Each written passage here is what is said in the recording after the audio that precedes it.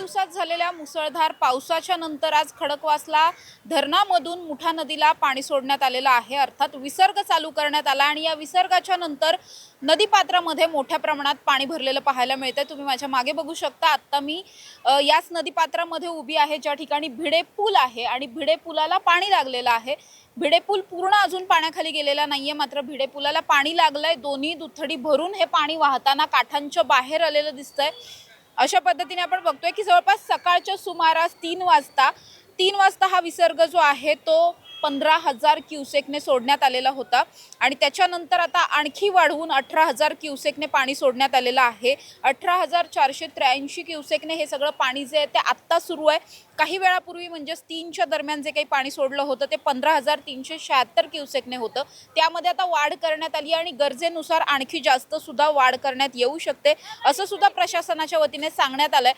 त्यामुळे आपण बघतोय की ज्यावेळी हे पाणी सोडणार होते त्याआधी सुद्धा पुणे महानगरपालिकेच्या वतीने आपत्कालीन विभागाच्या वतीने सुद्धा या ठिकाणी सतर्कतेचा इशारा देण्यात आलेला होता। गाड्या काढून घेण्यासाठी या ठिकाणी भोंग्यावरती सांगण्यात येत होतं। जे लोक या ठिकाणी उपस्थित होते त्या बऱ्यापैकी लोकांनी गाड्या काढून घेतल्या, मात्र जे इथे नव्हते त्यांनी गाड्या काढल्या नाहीत। आपण बघतोय या ठिकाणी काही गाड्या अडकून सुद्धा पडलेल्या दिसतात। समोर जर पाहिलं तर एक टेम्पो आहे जो यामध्ये अडकलेला आहे। काही पडीक वाहनं आहेत, त्याचबरोबर ढोलताशा पथकं आहेत। ज्या ढोलताशा पथकांच्या काठावरती अक्षरशः जिथे ते प्रॅक्टिस करतात त्या ठिकाणी पाणी लागल्यामुळे त्यांनाही सराव करता येत नाहीये।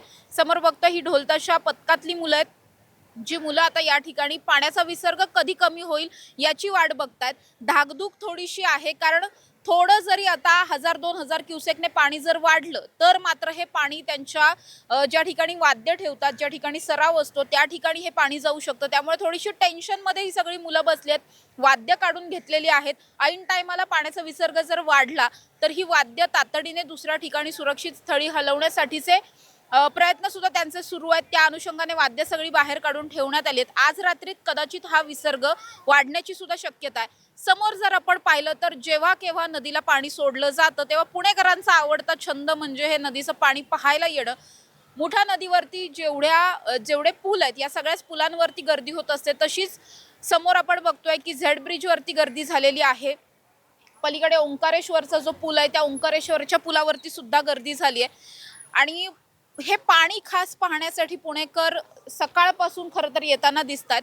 आता जर पाहिलं तर इकडच्या बाजूला कुठल्या गाड्या जास्त अडकलेल्या दिसत नाहीयेत, मात्र दुसरी ओंकारेश्वर मंदिरा साईडकडची जी बाजू आहे त्या बाजूला मोठ्या प्रमाणात मनपाचा पूल जिथे आहे, त्यानंतर अमृतेश्वर मंदिर आहे त्या परिसरामध्ये मोठ्या प्रमाणात हे पाणी जे ते रस्त्यावरती आलेलं आहे। नदीपात्राचा जो रस्ता आहे तो पूर्ण रस्ता वाहतुकीसाठी बंद झालेला आहे। एकही वाहन या ठिकाणून जाऊ शकत नाहीये, इतकं जास्त पाणी या सगळ्या परिसरामध्ये भरलेलं पाहायला मिळतंय।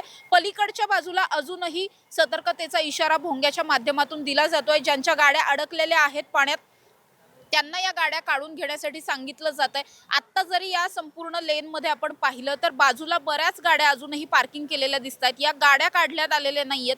जर हा विसर्ग वाढला तर या गाड्या अशाच पाण्यामध्ये अडकून राहू शकतात। मात्र त्या बाजूला जे पाहायला मिळत आहे तिकडच्या बाजूला थोडं बॅरिगेटिंग सुद्धा केलेलं आहे, कुणालाही आत न येऊ देण्यासाठीचे प्रयत्न तिकडच्या बाजूला प्रशासनाचे चालू आहेत। इकडच्या बाजूला काहीच नाहीये। जिथे भिडे पूल आहे त्या ठिकाणी मुळातच भिडे पुलावरची वाहतूकच बंद असल्यामुळे या ठिकाणी येणाऱ्या वाहनांची संख्या तशीही कमी आहे। दुसरीकडे आता नदीपात्रात पाणी भरल्यामुळे इकडून जाणारे वाहनं अजिबात नाहीयेत, त्यामुळे या बाजूला बॅरिगेटिंग केलेलं नाहीये। पण जी लोक पाणी पाहण्यासाठी येतात त्यांना अडवण्यासाठी कुठेतरी बॅरिगेटिंग करणं किंवा कुणीतरी या ठिकाणी सुरक्षा रक्षक नेमणं गरजेचं आहे, जे अजूनही झालेलं दिसत नाहीये। पलीकडे आपण भिडे पूल जर पाहायला गेलं तर हा भिडे पुलाच्या अगदी काठाला पाणी लागलंय, मात्र पाणी वरून जे आपण नेहमी म्हणतो की भिडे पूल पाण्याखाली गेला, तर भिडे पूल अजून पाण्याखाली गेलेला नाहीये। भिडे पुलाला पाणी लागलेलं आहे।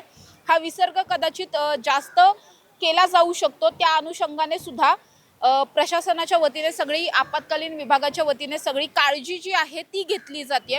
मागच्या वेळेस जे काही झालं किंवा त्याच्या मागच्या वर्षी गेले 2 वर्ष पुणे शहराने याच नदीपात्राचा प्रचंड असा रौद्र रूप पाहिलेला आहे। याच ठिकाणी मोठ्या प्रमाणामध्ये वाहनांचं नुकसान असेल, जीवितहानी असेल, असं सगळंच घडलेलं होतं। त्यामुळे तसं काही पुन्हा एकदा घडू नये या दृष्टिकोनातून सगळे प्रयत्न आत्तापासून चालू केलेले पाहायला मिळतात। दुसरीकडे पहिल्यांदाच या सीझनमध्ये इतक्या मोठ्या प्रमाणात विसर्ग चालू केलाय, त्यामुळे हा विसर्ग जर असाच कंटिन्यू राहणार असेल किंवा मग यामध्ये काही वाढ होणार असेल तर सतर्कतेचा इशारा सुद्धा दिला जातोय।